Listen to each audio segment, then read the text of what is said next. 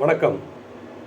காஷ்மீர் பகல்காமில் இந்த இந்திய தேசத்தின் இந்த மண்ணின் சொந்தக்காரர்களை மைந்தர்களை தீவிரவாதி பயங்கரவாதியான பாகிஸ்தான் தீவிரவாதிகள் கொடூரமாக சுற்று கொண்டு இருப்பது மிகவும் வேதனை அளிக்கின்றது, வேடிக்கையாக இருக்கின்றது.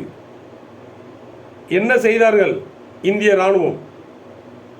இந்திய இராணுவமே, பாரத பிரதமர் அவர்களே, அமித்ஷா அவர்களே, நீங்கள் பதிலுக்கு பதில் கொடுக்க வேண்டும்.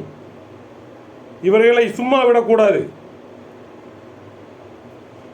எவ்வளோ ஒரு கொடூரமாக ஒரு செயலை செஞ்சுருக்காங்க. அது நீ இந்துவான்னு நாங்கள் இஸ்லாம்னு கேட்டால் நீங்கள் ஒத்துக்கிடுவீங்களா? இஸ்லாமியர் ஒத்துக்கிடுவாங்களா? நீங்கள் இந்துக்களா என்று கேட்டு கொண்டிருப்பது மிகவும் வேதனை அளிக்கின்றது. இந்து மக்களே, கொஞ்சம் சிந்தியுங்கள், கொஞ்சம் உணருங்கள். ஒரு பாகிஸ்தான் ஒரு தீவிரவாதி, அது நீ இந்து என்று கேட்டு கொண்டிருப்பது மிகவும் வேதனை அளிக்கின்றது. நம்ம இந்துக்கள் தான் திருந்தணும். இனியாவது திருந்துங்க.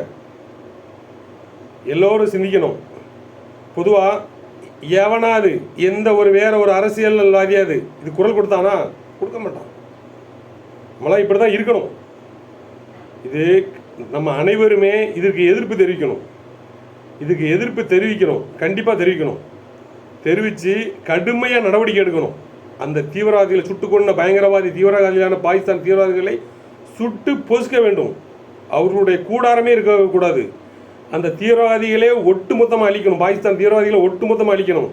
முகவரியே இருக்கக்கூடாது, அவங்களுக்கு அடையாளமே இருக்கக்கூடாது.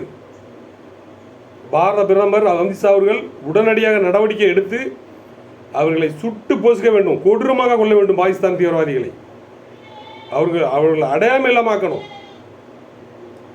இந்து மக்கள் அனைவரும் சிந்திக்கணும். இனியாவது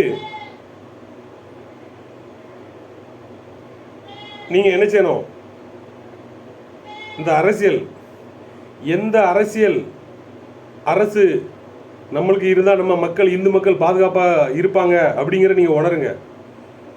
பார்த்து வாக்களிங்க. இந்த மக்கள் புரியுதா? நீங்கள் பார்த்து வாக்களிக்கணும். இந்த பிரச்சனை நாளைக்கு, இந்த கொடூரம் நாளைக்கு நம்மளுக்கும் நடக்கலாம். அதை சிந்திங்க, உணருங்க. கண்டிப்பாக நம்ம இந்திய அரசு சும்மா விடாது அவர்களை. இந்திய அரசு இது வேடிக்கை பார்த்துக்கிட்டு இருக்காது. நம்ம எல்லாருமே சிந்திக்கணும். ஆகையால் அனைவரும் இந்து என்று உணர்வோடு, இது இந்து நாடு, இந்து மக்கள் சொந்த நாடு என்று உணருமாறு கேட்டுக்கொள்கிறேன். நன்றி, வணக்கம். அகில பாரத இந்து மகாசபா, நெல்லை மாவட்ட பொதுச்செயலாளர் ரா முருகேசன். நன்றி, வணக்கம்.